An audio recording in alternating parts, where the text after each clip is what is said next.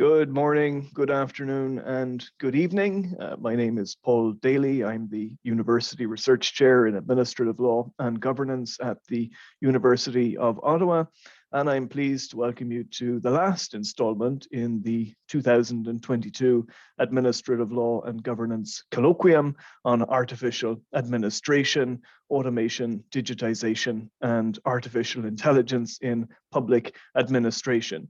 My guest today, as you can see, is Dr. Jennifer Cobbe from the University of Cambridge. She is a senior research associate and affiliated lecturer in the Department of Computer Science and Technology, the Computer Laboratory at the University of Cambridge. Her research interests include interdisciplinary work on questions of power, political economy, and the law around digital technologies, online platforms, and automation.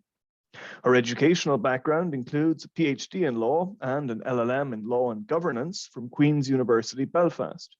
During her PhD, Dr. Cobbe studied the use of machine learning in commercial and state internet surveillance and the impact of these related forms of surveillance on people and society. Her current primary area of research is on applying administrative law standards and judicial review processes to automated decision-making in order to develop standards, mechanisms, and tools for legally compliant and reviewable systems in the public sector.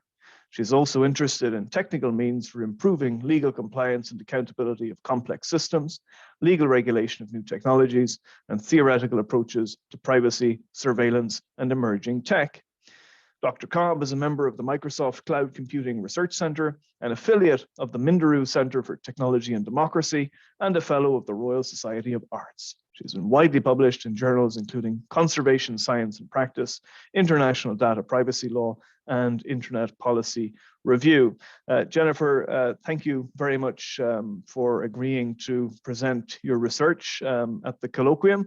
I'm very glad you accepted, and I'm eager to hear what you have to tell us about reviewable automated decision-making. Fantastic. Thank you very much for that introduction, Paul, and thank you for inviting me to speak to everybody today, and thank you to everybody for coming along. So yeah, as Paul says, though I work in the computer science department at Cambridge, my background is in law.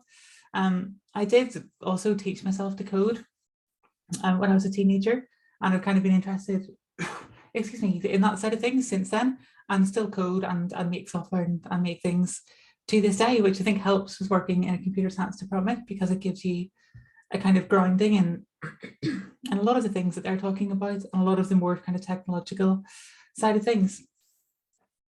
So in terms of my research, I'm particularly interested in kind of critical interdisciplinary approaches to law. I'm kind of less interested in the specifics of particular laws and more interested in law's role in governing human relations and in how we develop and construct law. The process of law as it plays out through interpretation and negotiation and contestation and application and resistance over time. And how law as a process governs human relations in interaction with other processes of technological, social, and political economic change, which brings me to a lot of thinking about how we apply law to new technologies, but how we govern technologies, how we negotiate or navigate the kind of interaction between law and technology, and what we do about those things. So I think I would say that in my view, law is not really a fixed thing that you can pin down at any point in time. It's kind of constantly changing and constantly evolving and constantly shaping people's relations and interactions throughout society, which makes it extremely important as an object of study.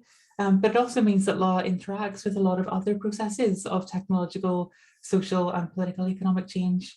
Although law has its own features that make it particularly interesting, these other processes also contribute to sort of governing relations between people and shaping relations between people in some way. So there are many complex and interesting interactions between law and these other processes that also influence our behavior and our relations. Sorry, that's the wrong slide. So this is where the latent technologist in me comes in. I'm also interested in technology, particularly but not exclusively digital technologies. I'm interested in how they're produced by societies in particular social contexts, I'm interested in the role that technologies play in society and in influencing behaviour and relations between people. And I'm interested in how technologies interact with law through society and how the political and social processes related to law and digital technologies come together to ultimately shape the human relations that the law is trying to govern. So that's kind of a little bit of background on where I come from and how I understand law and technology and the relation between the two, and where my interests lie in this kind of space. So today I'm going to begin by talking a little bit about technology as a social phenomenon. And I'm also going to talk about why it matters that we consider the context that it comes from, why it matters that we consider how it's designed and developed, and the effect of its use on relations between people.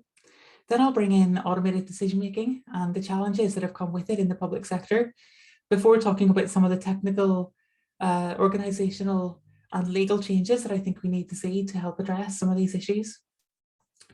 I'm aware that I'm talking to an administrative law colloquium, so I'll emphasise before we go any further that though I do spend a good bit of time thinking about these issues, I'm not by background an administrative lawyer, so apologies in advance for anything I get wrong. Okay, so I'm going to begin by talking about the Westlink, which is a dual carriageway that runs around the edge of the city centre in my hometown of Belfast in Northern Ireland. The Westlink was built in the 1970s and the 1980s during a time of extreme and extended civil unrest. In this period, the state was struggling to maintain control over large parts of Belfast, and the city centre was regularly subject to rioting and serious bomb attacks. And at the time, the narrow terraced streets of inner city North and West Belfast gave really easy avenues for escape into areas that weren't under steady state control. So there were plans to build a dual carriageway around the city centre to relieve traffic congestion in this kind of area here that I've highlighted. But it was realised that putting the dual carriageway into a trench with only a few bridges over it was a good way to obtain some degree of control over people's movements into and out of the city centre. So the narrow terraced streets of inner city North and West Belfast were swept away and dual carriageway was built in its place. The dual carriageway is in a deep trench with only 4 bridges over it.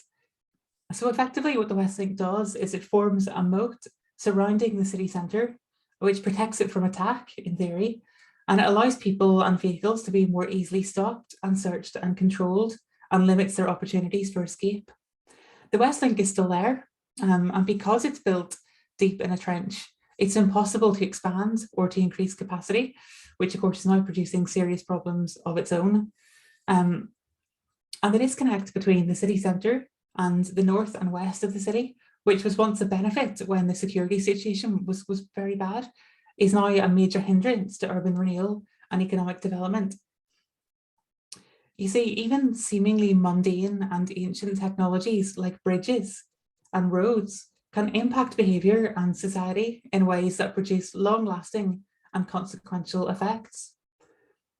So if we take the example of cutlery, neither a knife, nor a spoon, nor a fork is inherently good or bad, but their design and their features and their capabilities mean that they have different purposes and they afford different behaviours and activities and have different effects. A spoon isn't going to be much use for cutting up your dinner if you plan to eat it before it gets cold. And you're welcome to try to eat soup with a knife, but I wouldn't really recommend trying it. It could take you a while. So the nature of these technologies changes how we interact with them, how we use them, what we can do with them, and what effect they have on society. I think we have enough evidence from history that the nature of a knife allows you to more easily harm people than a spoon, which is why we have tighter restrictions around the sale and carrying of knives than we do for spoons. It's also important, I think, to understand that all technologies are inherently a product of their time, of their place, and of their context. Even simple technologies like knives and spoons and forks are embedded within much broader processes and longer-term social, legal, political, and economic developments.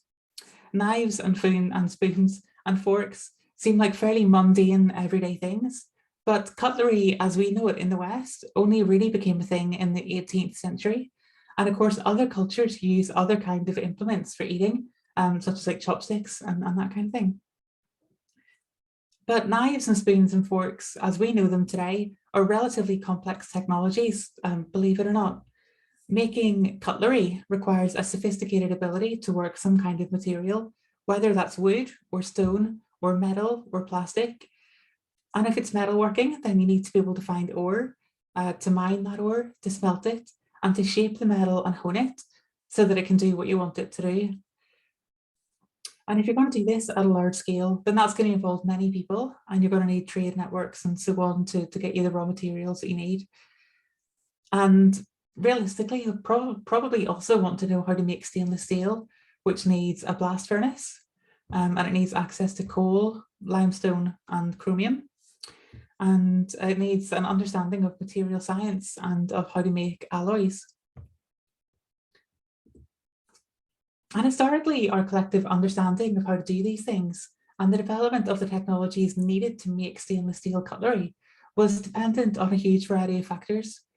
Stainless steel and the blast furnace are products of the Industrial Revolution, which itself only occurred because of a particular set of circumstances arose and came together, such as the development of the steam engine as being key to a lot of development of factories in the Industrial Revolution. And then, of course, the development of the factory system as a way of organizing production. And the development of the Atlantic slave trade, which further fueled mechanized textile production. And then the high cost of labor in England in the late 18th century, which drove industrialization more generally. But even the technologies of the 18th and 19th centuries weren't necessarily all new to the Industrial Revolution. The ancient Egyptians invented the first steam engine, and here's a modern, as you can see in the slide, a modern interpretation of what the ancient Egyptians invented. So this was a turbine that spun when its water container was heated enough to produce the steam jets. But it would never have occurred to the ancient Egyptians to use this technology to drive mills for production. And they would never have thought to attach some wheels to it and use it for transport. Why would they? They had access to an abundant supply of cheap and slave labor, and they had the Nile for transport. They simply had no need for the steam engine in the way that later designs became used during the Industrial Revolution. So it remained essentially a toy for scholars to demonstrate the properties of steam. And it was only in the particular context of England in the 18th century that a new use for the steam engine became apparent, and new kinds of steam engine were developed and put to work in industrialization. Excuse me. At this point, you're probably wondering why I'm going on about roads and cutlery and steam engines in a talk that's about automated decision making. But what I'm getting at here is that even a technology as commonplace and seemingly straightforward as the stainless steel cutlery is a product of complex societal factors and circumstances. Technologies and technological development are inherently a product of and situated within societal, legal, epistemological, and political economic contexts. New technologies develop in and emerge from a particular context because there is some need for them or some practical use for them. And they're shaped by that context and by the people who design, deploy, interact with, and use them. In every single example of a technology that has ever existed, somebody has designed and built that technology to work in a particular way, with particular goals and assumptions and intended capabilities and affordances in mind when they were doing so. And that person's understanding of the technology, of how it might be designed and made, and of what it might be useful for, is contingent both on the potential capabilities and affordances of that technology and on the broader context of the time and place in which they exist. So we shape technologies and how we design, deploy, and use them, but technologies also shape us. Different technologies are capable of being used in different ways. So that's to say, depending on how they're designed and deployed, technologies afford different actions, behaviours, and forms of relation to the people who might use them. Ultimately, through their features and their capabilities and their affordances, technologies shape how we design them, they shape how we deploy them, they shape how we use them, they shape how we think about them, and they shape how we as a society respond to them. So if we want to understand the technology, if we want to apply law to the use of a particular technology, And if we want to govern the relations around a particular technology, then we need to understand that technologies are not simply neutral tools. And we need to understand the contexts, interactions, assumptions, goals, priorities, and blind spots of those who are responsible for designing, deploying, using, and overseeing them. So all of this so far is to say that technologies are essentially social phenomena. They are produced and used by people, and as a result, their design and their use is subject to all sorts of influences from people and from society more generally. Their features allow different capabilities and afford different kinds of behaviours and activities. And it's the same, of course, for digital technologies, which can permit, constrain, deny, and otherwise shape our behaviour in much the same way as roads, bridges, knives, spoons, and other physical technologies. The design and the deployment and the use of digital technologies can have lasting effects on society, setting us on paths that in many cases are difficult to depart from or reverse. Just as putting a dual carriageway in a trench was a good way to obtain greater power and control in Belfast in the 1970s and 80s, so too we see the same kind of thing happening with digital technologies. We're designing certain features in certain ways, or digitalizing or automating things are also good ways of obtaining greater power and control and achieving your goals. So this gives the people responsible for designing and deploying those technologies a significant amount of power, just as the design of bridges and roads confers power on the architects and the engineers. Because of this, it's really important to think about the ways that new technologies are developed, deployed, and used in society, about what kind of effects that produces, about what kinds of power that confers, and about what kinds of disempowerment and exclusion might arise. So, automated decision-making is, of course, a broad category of digital technology. Essentially, with automated decision-making, some kind of human decision-making process is to be augmented or replaced by some kind of output produced by a machine processing some kind of data. So really, by automated decision-making, I mean decisions about the rights or interests of natural or legal persons made by other natural or legal persons using automated systems. And this can involve many different kinds of technology, from quite simple if-then statements through to more complex things like decision trees, and onto really complex technologies like neural networks that can make decisions based on hundreds of data points at once. But really, the specific technology involved in automated decision-making isn't so important. Different technologies can, of course, raise different challenges for oversight, and certain technologies might bring problems that others don't. But in general, the specific technology is kind of a secondary concern to the question of what you're actually doing with that technology. So there are essentially two ways that automated decision-making is used. The first is solely automated decision-making, where automated systems will directly produce a decision that has automatic effect. The second is partly automated decision-making, where automated systems produce information on which a human decision maker subsequently bases their decision in whole or in part.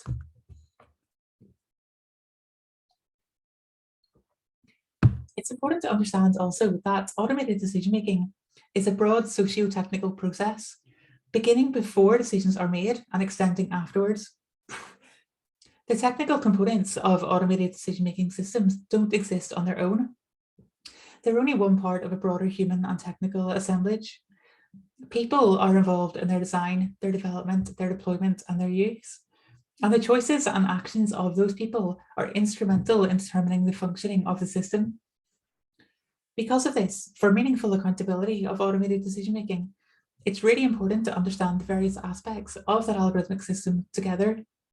So that means understanding automated decision-making as a process, beginning before decisions made and continuing on to its effects. And we can think about this process as it relates to any algorithmic system, not just to automated decision-making. So we can identify 4 more or less distinct stages of this process that will broadly exist in most, if not all, algorithmic systems: commissioning, development, operation, and investigation.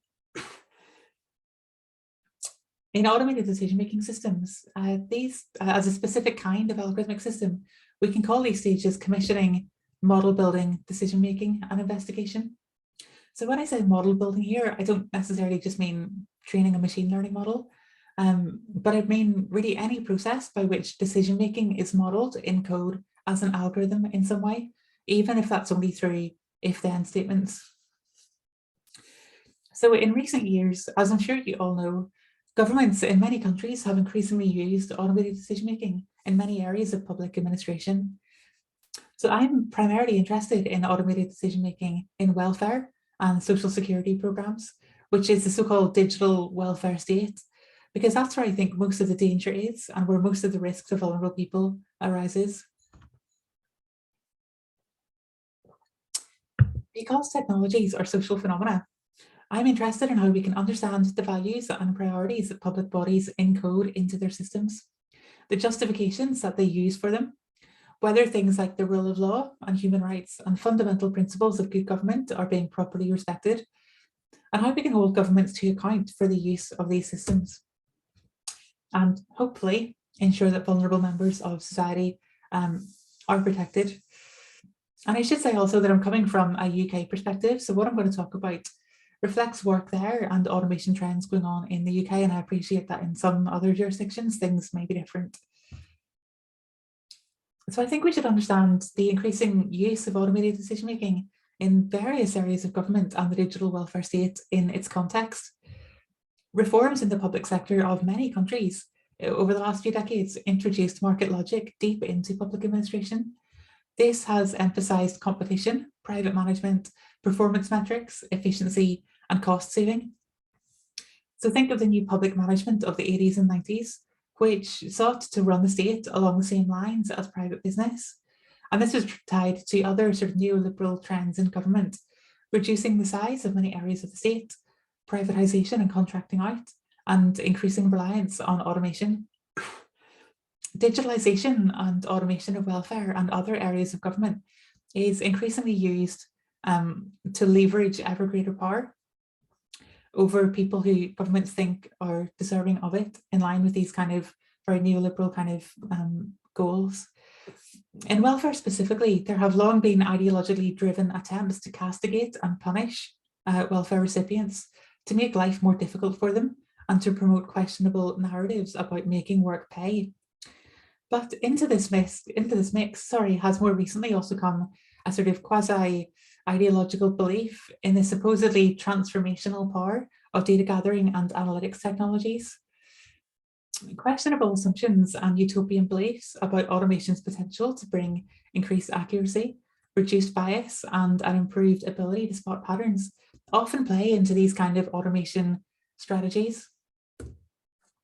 Particularly those, but not exclusively those, that focus on machine learning. You do see it in other kinds of system as well. This is a kind of what Jose van Dijk called dataism.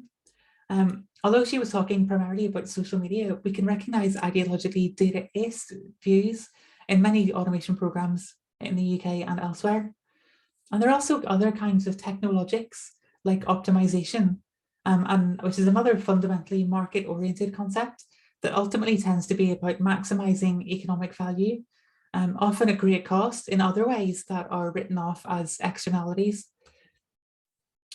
So these kind of values are encoded into automated decision-making systems, not only by the policymakers who promote them, but also by the technologists who design and deploy these systems in pursuit of those policies, and with the technologics and priorities that they typically bring as well. In government specifically, however, efficiency, cost saving, and unfounded techno-utopian beliefs aren't things that I think should be prioritised above others. The law and the interests of good government holds other values and requirements and standards to be more important. I'm thinking of things like the rule of law, of human rights, including socioeconomic rights, of public accountability, and of other fundamental principles of good government. The tech critic Evgeny Morozov has written about what he calls technological solutionism. This is a particular way of thinking about machines and digital technologies, such that they're often assumed to be capable of resolving problems with deep-seated socioeconomic or political causes, or are offered as the solution to problems to which they're not suited, or are proposed as the answer to supposed problems that are not, in fact, problems at all. So let's think about inefficiency. This, of course, is often, inefficiency, of course, is often framed as a problem to be solved through automation. But we can think about it in different ways. In criminal justice, for instance, inefficiency looks like insisting on a fair trial, even for defendants who might seem obviously guilty.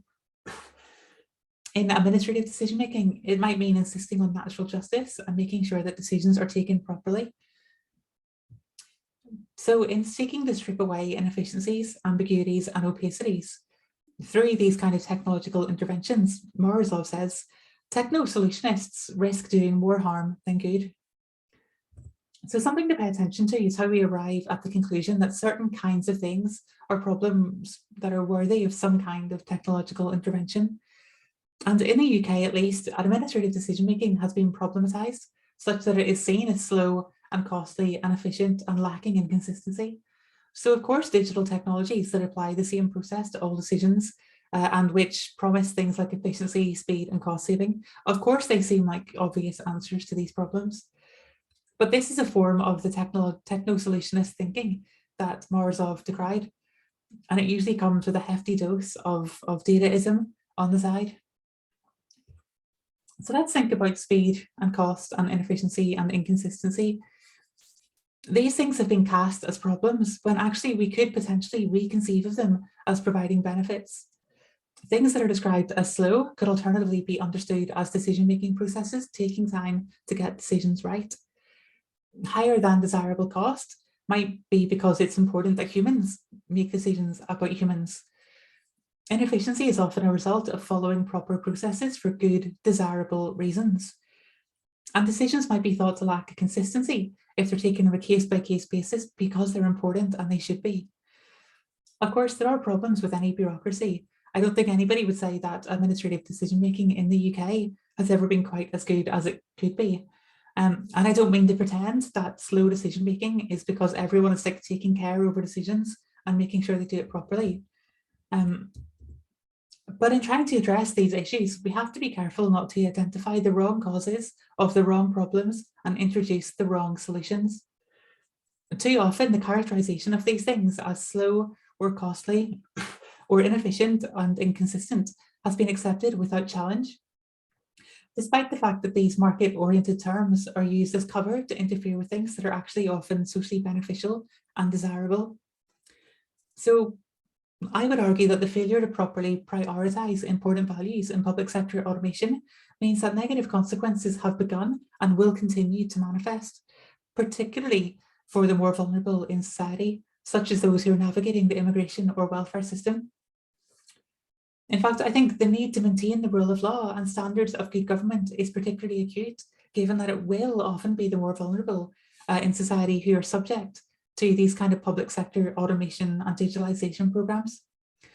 Across countries, automated systems are already being used in areas including policing, healthcare, social services, child welfare, calculating and paying welfare benefits, risk scoring, and fraud detection. These are very consequential decisions, and the people subject to those decisions can't just be treated as data points to be fitted to a curve or problems to be optimized away. The risks to and impact on vulnerable people must be strongly considered, I think, in automation.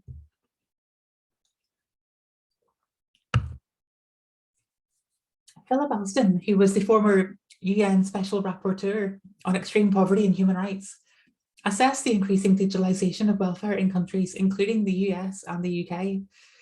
He reported that across countries, ideological pursuits are often hidden behind this supposed scientific statistical neutrality of automated systems. He concludes that this conceals values and assumptions, which, as he puts it, are far removed from and may be antithetical to the principles of human rights. In fact, he says that digitalization programs were increasingly used, and I quote, to automate, predict, identify, surveil, detect, target, and punish, and showed a complete reversal of the principle that the state should be accountable to its citizens. These, rather than the law or other public values, have become some of the key logics underpinning these things. And as a result, these logics and priorities are put into effect every single time that systems are used to make decisions about people and their rights, entitlements, and benefits, disciplining them according to these market and technologics. And something that we've seen made very clear in some countries over the last couple of years is that state capacity has been cut right back to the bone in recent decades. With privatisation and contracting out of a wide range of public services and functions. In many cases, this has allowed those outsourced services and the companies that provide them to escape public accountability and to escape democratic oversight. In government, however, I think inefficiency, cost-saving, unfounded techno-utopian beliefs and ideological desires to discipline and punish welfare recipients really aren't things that should be prioritised above others. Excuse me. And they also can't be left to design choices to be made by those who are developing systems. Efficiency, supposed data-driven benefits, and optimization and other logics can't be chased uncritically by technologists like they might be in the private sector. The rule of law and the interests of good government holds other values, requirements, and standards to be more important. And we have to find ways to recenter those things. And that partly is going to involve understanding how and why systems are developed, which I will come to in a wee minute. But of course, we have administrative law to help us address some of these issues. Though automated decision-making might be relatively new and administrative law relatively old, it isn't too difficult to apply much of what it stands for to automated decision-making. By thinking about what administrative law principles are really getting at, and with a bit of understanding of what automated decision-making is and how it works, it's kind of possible to figure out what the law might require. So for instance, administrative law, of course, holds that decision makers should consider all relevant information and should not consider any irrelevant information. And this is a general problem for many algorithmic systems, which often use proxies. So this means that instead of using certain kinds of information in making decisions, perhaps if that information is particularly sensitive or relates to protected characteristics, the system will instead use factors that are thought to be a good proxy for those things. So in the decision-making stage of automated decision-making, decisions might be based on things that are not themselves directly relevant and without considering factors that actually are relevant. So where these proxies are used, decisions may be quite straightforwardly unlawful. But to understand this, we might need to look at earlier stages of the automated decision-making process. The choices around whether and how to use proxies will usually be made at the commissioning and model building stages. So there might be useful information that can be obtained from those earlier stages. And this could tell us about those choices around using proxies that could inform a challenge to decisions themselves. It might be the case that actually there's a very good reason for using a particular proxy, and that this is a desirable and defensible thing, and that this was considered carefully and decided upon early in the process of building the automated decision-making system. Equally though, it might be the case that the problem of proxies just wasn't considered at all. But information on how the system was commissioned and designed and built would help shed light on this.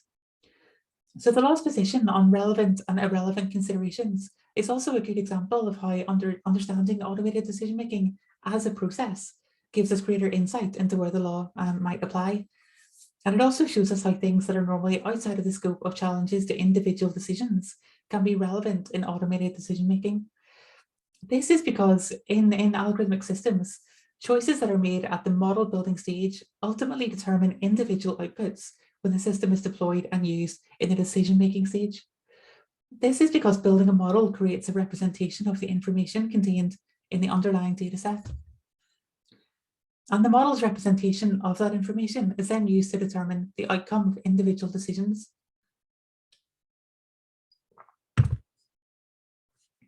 So where relevant information is included in the data, or irrelevant information, is included in the data set that's used to build the model, the information relied upon in making individual decisions will include a representation of that irrelevant training data. So we can apply administrative law principles to our understanding of automated decision-making as a process. And this tells us that the data used at the model building stage should itself need to be relevant to the decisions that the system will be used for in the decision-making stage. And if there's not, then there's a good chance that the decision will be based in part in irrelevant considerations. So by understanding automated decision-making as a process, by breaking it down into its component stages And by recognising that we're applying the law to various steps in those stages, we can work out how the law can apply across that process, potentially opening up avenues to challenge and review systems. But to be able to do that, then we need to know about the whole process. So when applying administrative law to automated decision-making, or when trying to figure out if the rule of law and human rights concerns and other fundamental principles of good government have been properly prioritised in building these systems, we need to look at these earlier stages of automated decision-making. A lot of these things come down to questions of how things like, how was this designed and developed? Were the right things considered? What data was used and how suitable was that data? Was it done to a reasonable standard, and so on? And to get that, we need some kind of transparency, but not necessarily of models or individual systems as deployed, but of the whole algorithmic process. Because algorithmic systems have both human and technical elements, explanations or other mechanisms focused on models can't provide an account of the process as a whole. These mechanisms can be useful for understanding the functioning of the algorithm itself, but problems with algorithmic systems often originate outside the system, in things like the purposes for which it is used, or with improper assumptions in its design, or in failing to properly assess the system and its outputs to make sure that it's working properly, or in other sort of human and organizational factors around the model. By focusing on algorithmic-centric mechanisms for accountability, these other aspects of the process, which are potentially more relevant for the problems that administrative law tries to deal with, might end up being under-discussed and under-addressed. So this means that we need some way of interrogating what's happening in these earlier stages of the process, so that we can understand what's going on there, and so that we can hold the people responsible for it to account. So we need transparency mechanisms to give a view across the whole socio-technical process, from commissioning the system, through designing and building the algorithm, and where relevant, selecting training data and training and testing procedures, to making individual decisions, and on to the effects of those decisions in practice, and also any subsequent investigation, assessment of functioning, or audit. Otherwise, we might miss aspects of the process that are crucial for understanding how and why the system functions, and how and why particular decisions have been reached. So this points us in the right direction for a framework for accountable automated decision-making, applicable in any sector, relevant to any standards. Just as understanding human decision-making as a process allows judicial review to identify points to assess whether various aspects of that process comply with the law, so too understanding automated decision-making as a process similarly offers opportunities to assess whether various aspects of that process are working as they should. With automated decision-making, we can identify points along this process where choices by people have a potentially significant impact both on the functioning of the system as a whole and on individual decisions. So I would argue that automated decision-making processes should, as a result, be designed and developed to be reviewable. So reviewability, gone too far. Reviewability as a general concept involves technical and organizational record keeping and logging mechanisms that are put in place across the entire automated decision-making process. These would expose the information needed to assess algorithmic systems and their design and their context and their outputs. And that would allow us to assess them for legal compliance, for whether they're functioning within expected or desired parameters, or for any other form of assessment relevant to accountability.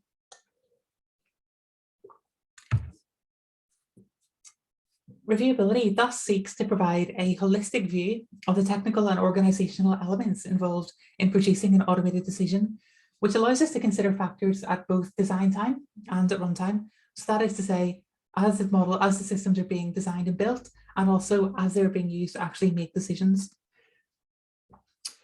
So the commission, design, deployment, and use of automated decision-making processes are all within scope of reviewability, as are the consequences of their use and any auditing and investigation of those processes. So Reviewable automated decision-making processes are therefore those that systematically implement technical and organizational record-keeping and logging mechanisms at all stages of this process to allow holistic review of the algorithmic system, its development, its context, and its outcomes. But even if we have reviewable systems, that's not going to be enough to deal with all of the problems that I've discussed. In the UK, at least, and I suspect elsewhere, the law needs reform to ensure that it can sufficiently confront challenges of automation, to make sure that it can set adequate standards for automated decision-making, and to make sure that it can provide for effective accountability and oversight mechanisms. Existing administrative, non-discrimination and data protection law do provide a basis for moving forward, and actually it's not a bad basis for moving forward, but it's not sufficient. Often these frameworks and their remedies are fundamentally individualistic in nature, but the problems with automated decision-making are inherently systemic. If there's a problem with how an algorithm was developed in relation to one decision, then there will probably be a problem with how it was developed for many or all decisions. Algorithms essentially tie people together, subjecting them all to the same issues, problems, biases, and flaws. So the legal remedies that we have might leave individual people struggling to deal with systemic collective problems that we find with automated decision-making. And I think arguably due to the serious risks and systemic problems with automated decision-making around opacity, errors, biases in decision-making, discrimination, and other issues, we should be requiring higher standards for automated decision-making than we do for humans. Future legislation could, for instance, include limits on which kinds of data can be used in public sector automated decision-making and for what kind of purposes that data can be used. It should provide greater space for automated decisions to be challenged through straightforward mechanisms in a timely manner. It should bring outsourced automated decision-making explicitly within reach of the law's oversight mechanisms, because at present it's arguable that it's not. It should require proper testing and auditing of algorithmic processes to root out and address errors, biases, and other flaws before the systems are deployed. To facilitate effective oversight and to improve accountability, public bodies must open themselves up to scrutiny. Future law should require reviewability, not just of technical systems themselves, but of the wider socio-technical processes of which they're a product and in which they're embedded. Demanding reviewable systems means requiring auditing, record keeping, and disclosure of information at all stages of automated decision-making, from the commissioning and procurement of systems to model building, training, and testing, through to deployment and use of automated systems and their consequences and effects in practice. Government shouldn't be allowed to hide the details of their systems and processes behind confidentiality clauses or behind intellectual property claims. This information should instead be made available either publicly to the subjects of decisions or to oversight bodies as appropriate. This information should tell us where and why automated systems are being used. It should tell us what they involve and how and why they were commissioned and specified. It should tell us about the training, testing, evaluation, and auditing of systems. And it should tell us about how they're being used in practice to make decisions about people's lives. Those subject to decisions should at least be told what information relating to them is being processed, including, and I think this is important, any proxies or inferences. And the collection of aggregate data on the treatment of protected characteristics in decision-making could also be required. So these kind of legal changes would help us understand what's happening with the systems that are now making consequential decisions about people's lives. They would help us better assess whether automated decision-making is being done lawfully, and would help us critically evaluate the systems and the values, priorities, and goals that they encode. I just have one final note before I wrap up, which is that even when talking about legal reform and prioritising the rule of law, we should be careful, because law can permit, constrain, or remake people's behaviour just like other technologies. Because law is a process by which we as societies and as communities of people try to bring structure and order in various different ways. So like the technologies that I've been talking about, law is not and cannot be neutral.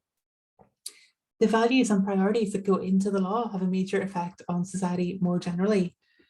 We would all, I hope, like to think that law can be a force for good in the world, but we shouldn't make the mistake of viewing the development of law as always trending towards the better. The law in the UK in the past and the present has tended towards entrenching the power of capital, strengthening the position of the wealthy, reinforcing inequalities, and protecting established interests from outside challenge. And as critical scholars have repeatedly shown us, law has historically been and remains a tool of hierarchy, of exclusion, of marginalization, of domination, of colonialism, and of capital. So although we need to recenter the law, and although reviewability can help, we also have to be careful about what kind of law and what kind of values we put into the law. We need to think about law that doesn't punish or marginalize, but instead protects and empowers. I'm thinking of human rights, including socioeconomic rights, but I'm also thinking of recentering core values of public accountability, of fairness, of justice, of equality, and of other fundamental principles of good government. But we also need to improve access to justice and to effective redress to help people push back against state abuses of power. We need to remember that rights are meaningless if systemic or structural challenges prevent people from exercising them. And we need to recognize that even the best law on paper doesn't mean much if people are disempowered and excluded in practice. So just to conclude, I'm not opposed to public sector automation in principle, but I do reject the idea that the public sector should be run like the private sector. Digitalization and automation programs must deprioritize market logics, and they must look beyond technocentric logics like dataism and optimization, and they must reprioritize the rule of law and fundamental principles of good government like democratic legitimacy, public accountability, non-discrimination, and access to justice. We have to remember that we operate under the rule of law, not the rule of technology. What technology can and can't do really can't be allowed to become the standard by which we evaluate these things. So these programs have to put human rights and other legal mechanisms to protect people front and center. But this also needs a broader understanding of the structural challenges that might reduce the effectiveness of law and which might degrade the ability of rights-based frameworks to protect people. And as I say, fundamental to this is that algorithmic systems in government should be designed and developed to be reviewable. This won't solve problems with automated decision-making, but it would allow us to have a much better idea of what's happening, and it would give us a better idea of what kind of values and priorities and goals are being encoded into these systems. And ultimately, it would give us a much better chance of holding them to account and confronting the logics that are shaping automation in public administration. Thank you. Well, thank you very much, Jennifer, for a fascinating and very stimulating overview of reviewable automated decision making, and in particular placing everything in a much broader context, the context of engineering and design being central here. It's something which shouldn't be obscured, and equally the fact that law cannot be separated from its social context, point you finished strongly on, but which was also present throughout your presentation, particularly reference to the new public management principles which have come to dominate thinking about public administration in Western liberal democracies in recent decades. So thank you very much for a stimulating presentation. There are a few questions already in the Q&A, and I'm going to first ask you to address there are a couple of questions from Ushnis Sengupta. And he asks, I think I can roll the questions together, but he asks, often citizens are not aware what automated decision-making systems they are subject to. What are some of the solutions to making citizens more aware to be able to challenge the decisions? For example, public algorithm registers. And relatedly, he asks, civil society activism in the EU, UK, and the US seems to have a significant influence on government policy. How can we strengthen it in Canada? And I think those questions are similar because we're talking in both instances about how citizens have access to information which allows them to hold government to account. Over to you. Great, thanks very much, and thank you for the questions. Those are good questions. I think things like public algorithm registers certainly have their place in trying to inform people about the kind of systems that they're going to be subject to. I think you're right that for the most part, people don't really know sort of what automated systems they're kind of being exposed to, and which decisions are being made by people and which decisions are being made by computers or with computers. So it's kind of that kind of level of transparency, I think, would be very helpful. I think also explicitly telling people that this is, you know, if you're making a decision about somebody, there should be an obligation to explicitly inform them that this is going to be an automated decision or a partly automated decision, and that X, Y, and Z kinds of data are going to be taken into account in making that decision, and that kind of thing. So one of the things that we have in the EU, I say that we have in the EU, we're no longer in the EU. One of the things that we used to have in the EU, but we now still have in UK data protection law, is these transparency obligations to data subjects, who are the people whose data is being processed. And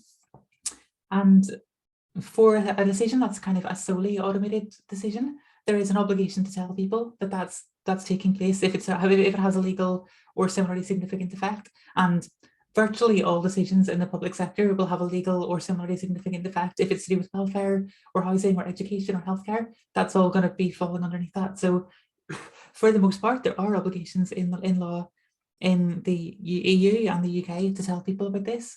And there are obligations in law to tell people about what kinds of data are being processed about them. But they're quite limited obligations. They don't really go into the level of information that you would need to properly understand what's happening. It's to tell people about the existence of automated decision making. And that's kind of it. That's nowhere near sufficient to help people understand what's actually happening or how they might be able to challenge it, or they're told they have a right, you know, to request human review and this kind of thing, but that's still not going to help people actually understand how that decision is being made in practice and what that means for them. It's a very limited right, and I think that kind of thing needs to be greatly expanded. But I think we also have to remember, and this is perhaps where the civil society kind of point comes in, that we have to remember that what we're talking about here are decisions that are often made about people who are stressed, who have far more important things to be worrying about in their lives than exactly what kind of data was processed in a government algorithm. Because if they're claiming welfare or something, they're perhaps worried about feeding their kids or, you know, paying their bills or paying their rent, and they've got to deal with those decisions and perhaps just simply aren't going to have the time or the energy to be worrying about these other things. So it's all well and good telling people that they're going to be subject to automated decision making, and it's all well and good telling people what kind of data is going to be used. And for some people that will be very helpful, but for a lot of people that's not going to help them at all, because they just have too much else going on to be able to do anything with that information. So that's where civil society comes in, and where civil society activism comes in, and where things like public algorithm registers come in, because I think that really would help us with these kind of like representative organizations, or organizations that, like for example in the UK we have the Child Poverty Action Group, which brings litigation and which campaigns for the rights of people who are subject to the sort of the welfare state and that kind of thing. And they have a program on digitalization in the public sector, and they are bringing forward, you know, some great work on how we can go about, you know, addressing these problems. So I think that's where the role of these kind of civil society groups comes in. So you've got these two things. You've got the transparency to individual people being affected by decisions, but that can't be the end of it, because that's not going to help a lot of people. Then we have the second bit, which is the transparency and providing lots of information. And I mean, like, all of the information that I talked about in the presentation about commissioning and model building and the decision-making processes and auditing and all that kind of thing should be made publicly available to people like, you know, Child Poverty Action Group or equivalent in other countries, so they can look at this and understand how these things are being commissioned, what kind of purposes are being specified for, how they're being developed, whether the right kind of priorities are going into it, how they're complying with the law or whether they're complying with the law, and how they're being kind of investigated and checked and made sure that they are actually working in line with how they should be. So that those two different kinds of transparency, I think, are really crucial for this, but they're kind of two separate kinds of transparency. In terms of how you can strengthen that in Canada, that's probably more of a question for Paul than for me, so I'll maybe hand that one back to him. Nice try, Jennifer. To be fair, under the directive on automated decision making, which was the subject of my conversation with Professor Teresa Scassa's presentation last time out, there is a requirement in some circumstances for something called an algorithmic impact assessment, which does have to be made publicly available, and one can go and find algorithmic impact assessments filed under the Directive on Automated Decision Making. So that that some assistance in that regard. Though obviously there are questions about the scope of the directive and exactly what it captures. So it's nothing. It's not a complete accounting of all the ways technology is used in government, or even that machine learning is used in government. On the theme of reviewability, by whom? Because that's one of the questions that your discussion prompts. Reviewable is important, but reviewable by whom, by what, is the next question. And John Mark Keyes asks, is judicial review an effective mechanism for overseeing automated decision-making? Are litigators and courts equipped to do this? Do legislators have any role here? Are they prepared to take it on? That's a good question. I think judicial review obviously is exceptionally important in overseeing public sector decision-making, kind of whether it's being done by people acting just as people, or whether it's being done by people using or with the help of automated decision-making systems. So I think the court's judicial review function is extremely important, and we shouldn't try to sort of get too far away from that. But I think also that the kind of adversarial court-based process of judicial review, where it's kind of like lawyers and arguing over things and judges coming in and perhaps technical experts coming in to give evidence, that kind of thing, that's kind of not really suited. That adversarial process is not really suited to the much more investigative nature of oversight that's needed for these kind of systems. So for me, I think somebody like so in the UK, we have the Parliamentary and Health Service Ombudsman, which is a body that's kind of empowered to investigate complaints made by members of the public about public sector organisations and public bodies, and how they've handled their cases and that kind of thing. So for me, some organisation like the like the Parliamentary and Health Service Ombudsman, though not necessarily them, but somebody with a similar function, should be empowered to, and resourced, it's very important that they're resourced as well, to go and investigate these kind of algorithmic systems in government, and to look through the process to make sure that things are operating lawfully, and to make sure that things are being done properly. And where they find illegality, they should have powers to either require that the public body bring their processes and their systems into line with the law, and then if the public body refuses to do that, they should have some kind of sanctioning power, or the power to bring a judicial review of the system. So that's when you bring in the court, and that's kind of a similar way to how data protection oversight works in Europe, where you have the Information Commissioner's Office in the UK, for example, can oversee how different organisations are processing personal data. They can look at how the systems work. They can request any information, and it's literally in the law, it says any information that they want from the people who are processing data, from the companies and organisations responsible, and they can require them to bring their processing back into line with the law if it's operating unlawfully, and to give them a time frame within which to do it. And if they don't do it, then they can ban them from further processing, and they can have other sanctions, and they can take them to court. And I think that's actually, look, data protection regulators have many problems in Europe, but they're mostly related to underfunding and a lack of resources. The basic regulatory model for what kind of powers they have actually is reasonably sensible, and would be a good model for applying to automated decision-making in the public sector, because the level of overlap between these, personal data processing and automated decision-making is huge. They're one is part of the other, and vice versa. So what works for general personal data processing also should work quite well for this kind of automated decision making, but it needs to be, within that kind of ombudsman-esque kind of process, or perhaps just by the ombudsman themselves. And it needs to have that supervisory sort of function of the courts, where you need kind of enforcement and you need that extra sort of judicial authority. There's a lot of interest here in reforming the Federal Privacy Act and the Office of Information Privacy Commissioner, which is potentially a site for these debates. I mentioned the algorithmic impact assessments earlier. I'm just going to pop a link in the chat to the current list of them, which is not very long. Someone asks me, Paul, does Canada have an accountability equivalency? And I refer back to Professor Scass's talk last time out. I think there are many gaps in the Canadian approach, certainly on the privacy side at the federal level. The accountability mechanisms for data use are not especially robust or well equipped for the types of decision making that we're discussing now. The Directive on automated decision making certainly helps, but as you can see from the shortness of the list of that I've just sent you, there may be some gaps there too. Now, Ian McKenzie asks for your views about intellectual property restrictions, which might interfere with transparency.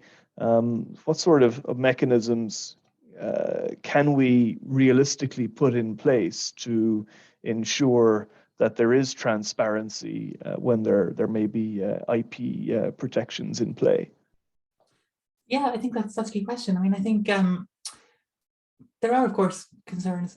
A lot of the kind of automated decision making done in government is going to be outsourced to private companies. A lot of it's going to be done using kind of cloud kind of services provided by particularly the big tech companies who kind of dominate that market, but also a sort of a range of smaller, less dominant companies as well. So, you know, there are going to be trade secret concerns and there are going to be intellectual property concerns, and we have to kind of be alive to that. But at the same time, the kind of principles of public accountability are kind of overriding, I think, when it comes to this kind of thing. And something that we could say, so I'm not suggesting necessarily that we say, you know, the actual algorithm has to be made public, because actually reviewability, for the most part, you don't need to look at the algorithm. But what we really want to know is how do people go about building the algorithm? What was it commissioned for? Why did the public sector want to use an algorithmic system in the first place anyway? And how have they checked it to make sure that it's kind of functioning properly and that kind of thing? So to a large extent, the algorithm itself is kind of beside the point. So the intellectual property concerns generally come from disclosure of algorithms themselves. So that kind of minimizes that issue to a large extent. But also, if we had some kind of oversight body like the Parliamentary and Health Service Ombudsman or some other kind of equally empowered kind of body to do it, we have algorithmic inspections, we have other kind of code inspections in other areas of regulation. So like, for example, in financial services regulation, some regulatory agencies will inspect code, will inspect algorithms, will inspect systems, but that's done on a confidential basis. And none of the code, none of the software is made public, but the conclusions drawn by the oversight body are, of course, published and made public in the usual kind of way. And that seems to me to be a reasonably sensible way to do things that kind of allows that kind of public accountability while kind of acknowledging these trade secrets, IP kind of concerns that people have and kind of finding ways to deal with that. But like I said, to a large extent, the algorithm itself is kind of beside the point. One question I have is that a lot of the time, advanced technologies like machine learning is used upstream in decision making. So, for example, the tax authorities here, the Canada Revenue Agency, they'll use analytics and machine learning to decide on audit risk and who should be audited. You have the Canada Border Services Agency will use similar techniques to decide which containers to search for contraband when they arrive in Canada. You have streaming tools used in immigration matters to sort straightforward files from the less straightforward files. in all of these scenarios, the processing, the use of analytics, machine learning, is going on upstream. And there, if you're eventually audited by the tax authorities, or your container is searched for contraband, you're entitled to the usual protections of procedural fairness and every other accountability and oversight mechanism that exists. Should we be less worried about the use of technology upstream like that when there is human decision making further down the line, or should we be as rigorous with that sort of upstream use of technology as we would be in respect of downstream moment of decision use of technology?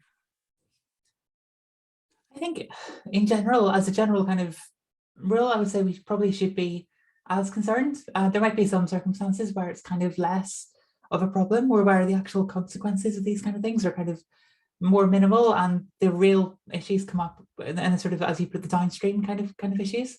But if you're, say, like a single mother who gets a letter saying, or an email, or some other notification on their phone saying that you're going to be investigated for benefit fraud because some algorithm has flagged you up, then that's going to be deeply concerning for you, because you might then be thinking, oh my God, I haven't done anything wrong, but what am I going to do if they take my benefits away? How do I feed my kids? And that in and of itself can have a massive psychological effect on people and affecting people's well-being. So even though that's a more upstream kind of decision, I think that's the kind of thing that, that kind of fraud detection that we know systems are being used for in some countries already, that's really consequential, maybe not necessarily in a strictly legal sense, because the actual decision maybe comes later on. But for the people affected by them, then that's kind of, I think, is, that's a really consequential thing that we shouldn't take any less seriously than the actual legal decision, because the distinction between the two from the point of view of the people affected by it might not really exist. Thank you. Sometimes perhaps people who think too much in terms of what sort of decisions are judicially reviewable and what the protections of procedural fairness are, they might miss that broader context, that the sending of a letter doesn't necessarily trigger anything as a legal matter, but as a moral or cultural or social matter, it might trigger a great deal, and it shouldn't escape our attention for that reason.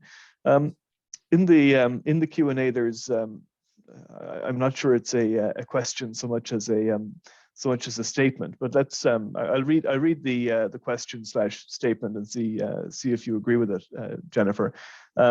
Whatever path forward, it needs to be non-partisan, enduring, based on best practice, and protected from political interference in the public good. All that Jennifer has stated. In my opinion, I think Canada is too wishy-washy, afraid to lead with conviction in the emerging practical use of technology space. I'm not sure you want to comment about Canada, but perhaps on the general sentiment and on the general risk, I suppose, of wishy-washiness as we respond to the emergence of new technologies.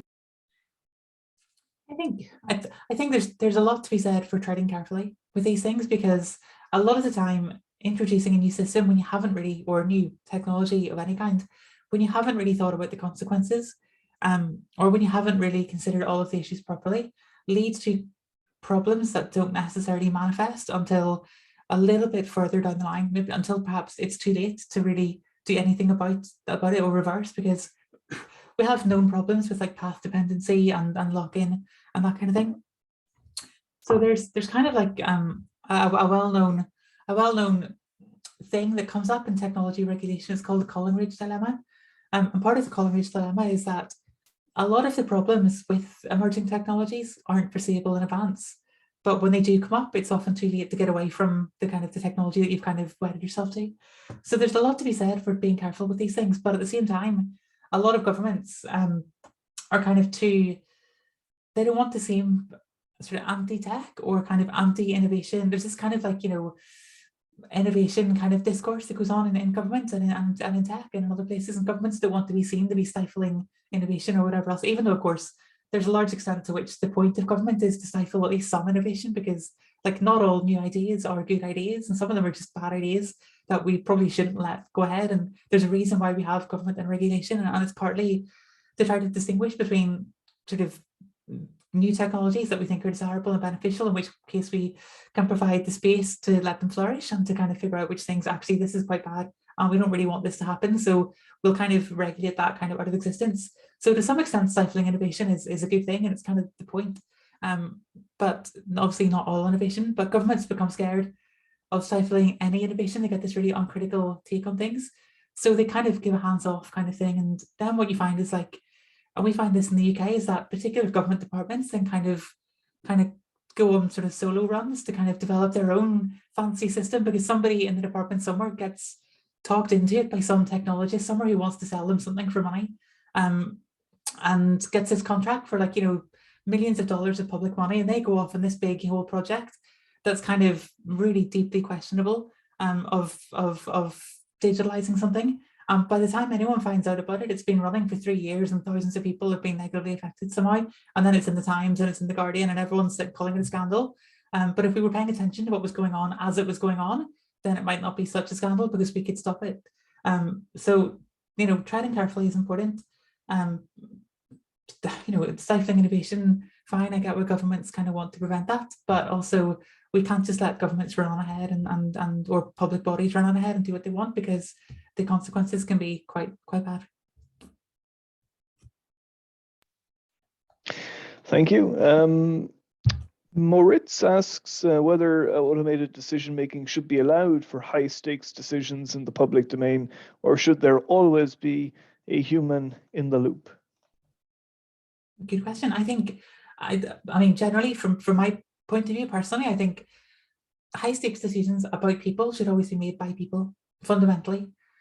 Computers simply aren't capable of the kind of reasoning and of the kind of human. There's a human element to decision making that there's no easy way to describe it other than the human element of decision making. That's really important in making decisions, not just in terms of making a decision that's kind of done quickly and done efficiently and done at low cost, but in making a decision that people feel they can trust and people feel like that they've been treated properly. There's quite a bit of research by various people. So, for example, a paper by Michael Vail and Ruben Baines was published a few years ago about algorithmic decision making in high stakes situations, and a lot of the people who responded to their survey said that, or their interviews said that it felt like they were kind of being reduced to a data point, and they were being reduced to something that was less than human when the decision was being made about them. And I think that's something we should avoid. These kind of decisions about people should always be made by people. I think it's okay for them to have some kind of basis, or have some kind of, you know, information provided to them by an automated system, because ultimately, you know, a calculator, for example, is an automated system, and no one's going to say we shouldn't use calculators to work out public expenditure. That's kind of fair enough. But we should be careful about the extent to which that we come to rely on these things, and the extent to which we replace human decision making with solely automated decision making. One clarification: the Collinridge principle that you referenced. Is there any good reading on that which you would recommend? Yes, so the Collinridge dilemma was put forward by a man called David Collinridge, who was a sort of technology scholar, and he wrote a book called The Social Control of Technology. So it's in that, and it's also, if you just Google Collinridge dilemma, it's been discussed extensively in these kind of discussions. So you kind of can't miss it if you. I hate referring people just to look at Google, but yeah, you can't miss it. But his book, The Social Control of Technology, it's a good book, and I would recommend reading it if you haven't. All right. I'm just going to send a link to that in just a moment. The remark about emerging practical use of technology prompts another thought from that participant, and perhaps this would be a good question on which to end the discussion. The question is whether you see record keeping on blockchain to be a promising means of keeping decisions transparent, in part because of the user-centric nature of updating, and whether that might be helpful in terms of cleaning up errors and omissions in the use of technologies. Yeah, I mean, a lot of people talk about blockchain. A lot of people say a lot of things about blockchain. There's a lot of hype about blockchain, much as there's a lot of hype about things like AI or any other technologies from which some people stand to make lots of money. I don't see a role for blockchain in virtually anything. The thing that blockchain is most useful at is operating as a sort of distributed ledger for a cryptocurrency, and it turns out it's actually really bad at that too. So no, I don't. I think when it comes to something like blockchain, there are many other ways of keeping records securely, of keeping records in ways that we can all verify them, of keeping records in ways that would allow us to access them and find out what's going on, that don't have anything like the computational overhead of blockchain, that don't require anything like the same kind of sort of distributed nature of the technology as blockchain. We can do them all. You can use other kind of distributed databases. There are other kinds of secure record keeping. There are other kinds of databases that all produce or provide essentially the same benefit, but with much less overheads and much less problems than blockchain. Blockchain also has this thing where it's kind of has become emblematic of this kind of logic of optimization and of innovation and of pursuing technological development at kind of all costs, and some very kind of sort of techno-solutionist kind of ways of thinking about technology and the role of technologies in society. So I would steer very far away from blockchain, if at all possible. Well, thank you very much, Jennifer, for taking the time to discuss your research with us today, and for being so forthcoming and helpful in your response to the questions, which spanned quite a range of subjects. It has been a pleasure to host the Colloquium this year, and I hope for those of you who've attended throughout, it's been as enriching and rewarding an experience for you as it has been for me. We'll be back next year in a format to be specified, and with a topic to be specified as well, but we will be back in some form or other. But for this year and for today, it just remains for me to thank Dr. Jennifer Cobbe from the University of Cambridge for sharing her research with us today. Thank you, Jennifer. It was a pleasure, and I hope we get to catch up in person sometime in the not too distant future. Thanks, Paul. Great to see you again. And thanks everybody for coming and for your excellent questions. Thanks very much. Thank you very much, everybody. All the best. Bye-bye.